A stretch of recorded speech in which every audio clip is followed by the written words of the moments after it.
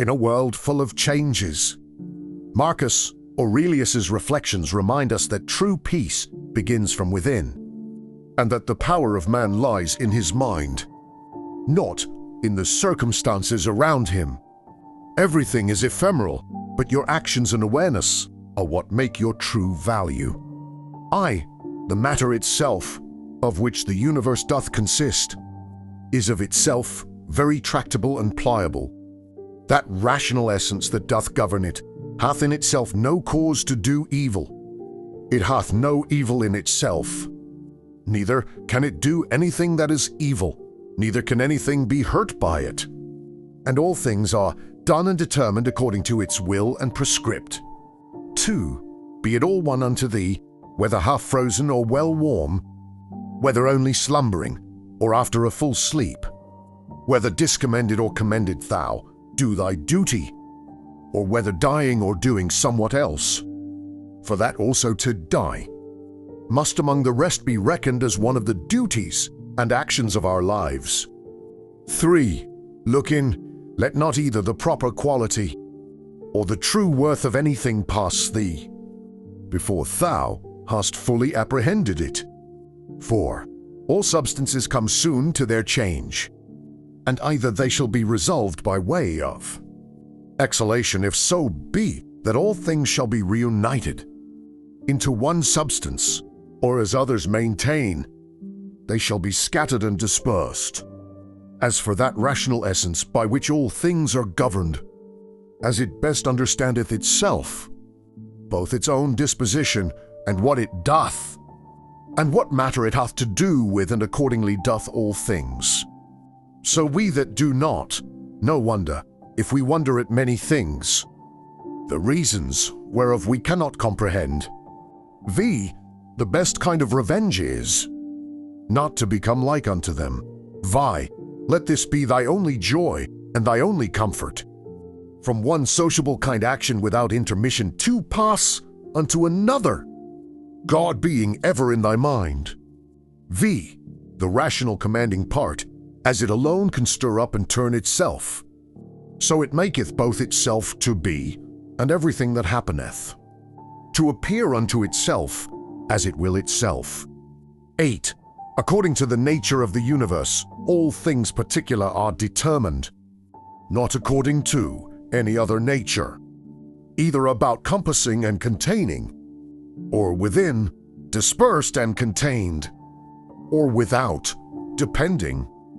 Either this universe is a mere confused mass, and an intricate context of things, which shall in time be scattered and dispersed again, or it is an union consisting of order, and administered by providence. First, why should I desire to continue any longer in this fortuite confusion and commixtion? Or why should I take care for anything else, but that as soon as may be I may be earth again? And why should I trouble myself any more whilst I seek to please the gods? Whatsoever I do, dispersion is my end, and will come upon me whether I will or no. But if the latter be, then am not I religious in vain. Then will I be quiet and patient, and put my trust in him who is the governor of all. 9. Whensoever by some present hard occurrences thou art constrained to be in some sort troubled and vexed, return unto thyself as soon as may be, and be not out of tune longer than thou must needs, for so shalt thou be the better able to keep thy part another time, and to maintain the harmony. If thou dost use thyself to this continually, once out, presently to have recourse unto it, and to begin again. X. If it were that thou hadst at one time both a stepmother and a natural mother living, thou wouldst honor and respect her also. Nevertheless, to thine own natural mother would thy refuge and recourse be continually. So let the court and thy philosophy be unto thee. Have recourse unto it often, and comfort thyself in her, by whom it is that those other things are made tolerable unto thee, and thou also in those things not intolerable unto others. She, how marvelous useful it is for a man to represent unto himself meats, and all such things that are for the mouth, under a right apprehension and imagination.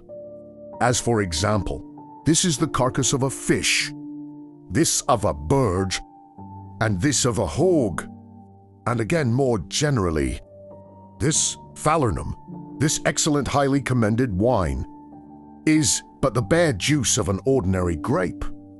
This purple robe, but sheep's hairs, dyed with the blood of a shellfish.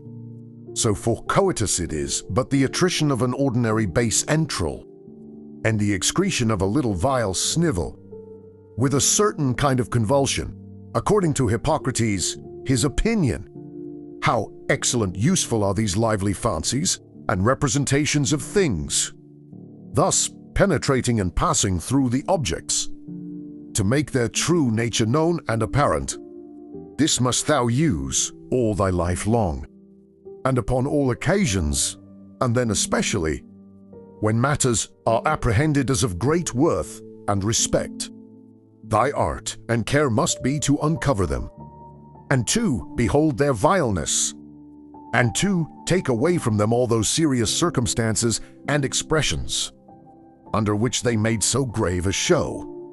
For outward pomp and appearance is a great juggler, and then especially art, thou most in danger to be beguiled by it, when to a man's thinking thou most seemest to be employed about matters of moment. 12. See what Crates pronounceth concerning Xenocrates himself.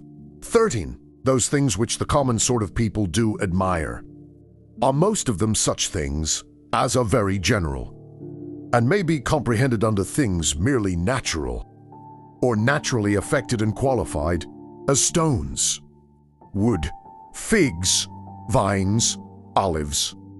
Those that be admired by them that are more moderate and restrained are comprehended under things animated, as flocks and herds.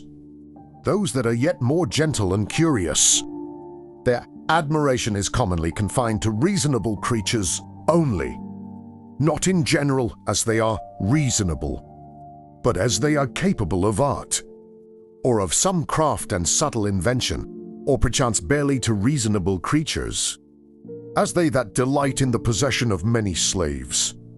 But he that honors a reasonable soul in general, as it is reasonable and naturally sociable, doth little regard anything else, and above all things is careful to preserve his own, in the continual habit and exercise both of reason and sociableness, and thereby doth cooperate with him, of whose nature he doth also participate. God. 14. Some things hasten to be, and others to be no more. And even whatsoever now is, some part thereof hath already perished. Perpetual fluxes and alterations renew the world, as the perpetual course of time doth make the age of the world of itself, infinite to appear always fresh and new. In such a flux and course of all things, what of these things that hasten so fast away should any man regard? Since among all there is not any that a man may fasten and fix upon, as if a man would settle his affection upon some ordinary sparrow living by him, who is no sooner seen than out of sight. For we must not think otherwise of our lives than as a mere exhalation of blood, or of an ordinary respiration of air. For what in our common apprehension is to breathe in the air and to breathe it out again, which we do daily, so much is it and no more, at once to breathe out all thy respirative faculty into that common air from whence, but lately as being but from yesterday, and today thou didst first breathe it in, and with it life,